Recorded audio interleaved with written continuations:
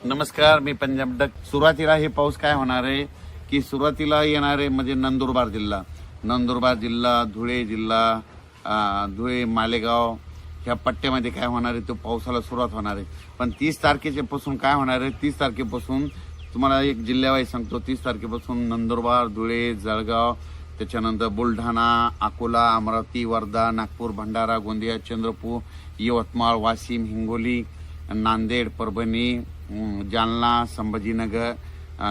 संभाजीनगर, बीड जिल्हा, लातूर जिल्हा, धाराशिव जिल्हा, अहिल्यानगर, त्याच्यानंतर कोकणपट्टीकडे देखील म्हणजे साताऱ्यापासून कुडाळपासून ते डायरेक्ट मुंबईपर्यंत म्हणजे ह्या पट्ट्यामध्ये देखील कोकणपट्टी, पुणे असा करत मुंबईला देखील पडणार. म्हणजे ह्या 3 दिवसात काय होणार आहे, दररोज एक दिवस मात्र प्रत्येक ठिकाणी थोडा पाऊस येईल, काही ठिकाणी सोडून देखील देईल, म्हणून हे अंदाज लक्षात येतात.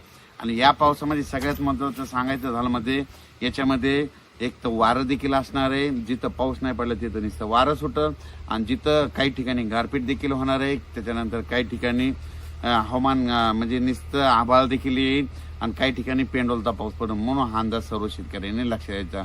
वीट उत्पादकांना सांगू इच्छितो की तुम्ही काय करा, 29 तारखेला तुमच्या विटा कच्च्या असतील तर झाकून घ्या, कारण की 30 पासून म्हणजे पाऊस येणार, म्हणून हे लक्षात येतं.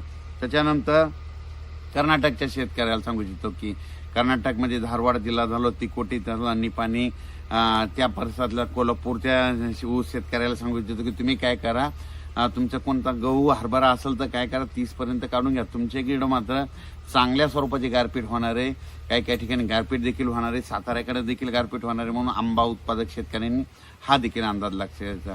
त्याच्यानंतर म्हणजे सांगायचं झालं तर हा पाऊस सांगायचं झालं तर म्हणजे 29, 31, 1, 2 च्या दरम्यान दररोज एक वेगवेगळ्या भागात जाणार आहे, म्हणून हा अंदाज लक्षात घ्यायचा.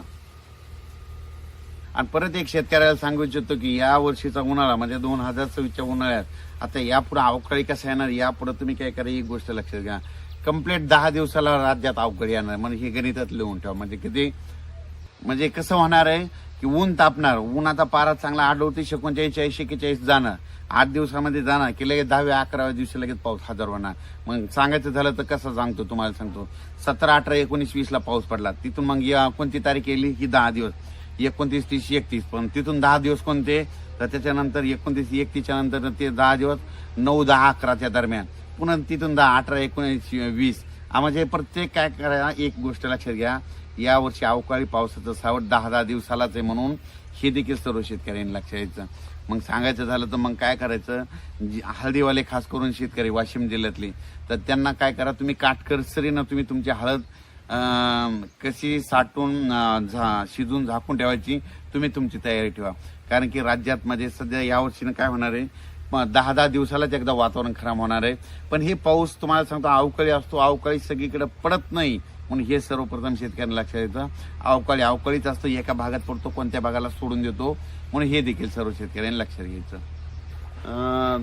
नाशिककडल्या कांदा शेतकऱ्याचे फोन देखील आले, तर त्यांचं म्हणणं की काय होईल, तर त्या कांदा उत्पादकांना सांगू इच्छितो की तुम्ही काय करा, तुमचा नाशिक झालं, सटाणा झालं, त्याच्यानंतर मालेगाव झालं, त्याच्यानंतर येवला, त्याच्यानंतर निफाड, त्याच्यानंतर वैजापूर, गंगापूर, कन्नड ह्या पट्ट्यामध्ये देखील कांद्याचं खूप आहे. पण त्यांना सांगू इच्छितो की तुम्ही काय करा, 30 तारखेपर्यंत तुमचा कांदा असला तर काढून घ्या, झाकून घ्या, कारण की 30 तारखेनंतर तुमच्याकडे देखील पाऊस पडणार आहे. कोपरगावकडे येणार आहे, शिर्डीकडे येणार आहे, राहत्याकडे येणार आहे, राहुरीकडे येणार आहे, अहिल्यानगरकडे येणार आहे, संगमनेरकडे असणार आहे. म्हणून सांगायचं झालं तर अहिल्यानगरकडे देखील चांगला पाऊस पडणार आहे, म्हणून हा अंदाज घ्यायला लक्षात येतात. पैठणकडे देखील पडणार आहे, गेवराई, बीडकडे देखील असणार आहे. म्हणजे सांगायचं झालं दररोज वेगवेगळ्या भागात हे पाऊस पडणार आहे, म्हणून हे लक्षात यायचं. ज्यांचा गहू आलेला असेल, हरभरा असेल, तर तुम्ही काय करायचं, कांदा असेल तर तुम्ही तुमच्या पिकाची काळजी घ्यायची. डाळिंब जे शेतकरी आहेत त्यांना सांगू इच्छितो की काय होणार आहे, 30 तारखेपासून ते 2 तारखेपर्यंत पाऊस कन्फर्म आहे. म्हणून तुम्ही काय करायचं, त्या पाऊस पडल्याच्या नंतर तुमच्या डाळिंबाला काय होतं, म्हणून तुम्ही त्याचे पूर्व लसीबंद म्हणजे आपण लस कशी देतो तसं की तुम्ही तुमचं प्री औषध मारू शकतात, म्हणून तुम्हाला ते तुम्ही त्याच्यामध्ये हुशार आहेत, म्हणून त्याची तुम्ही तयारी ठेवा. कारण की 30 ते 2 तारखेच्या दरम्यान एक दिवस तरी पाऊस अवकाळी येऊन जाणार आहे, म्हणून हे लक्षात यायचं. हा पाऊस राज्यात सगळीकडे नाही पडणार, फक्त काही भागात पडणार, काही भागांना सोडून देणार, म्हणून हे देखील लक्षात घ्यायचं. धन्यवाद.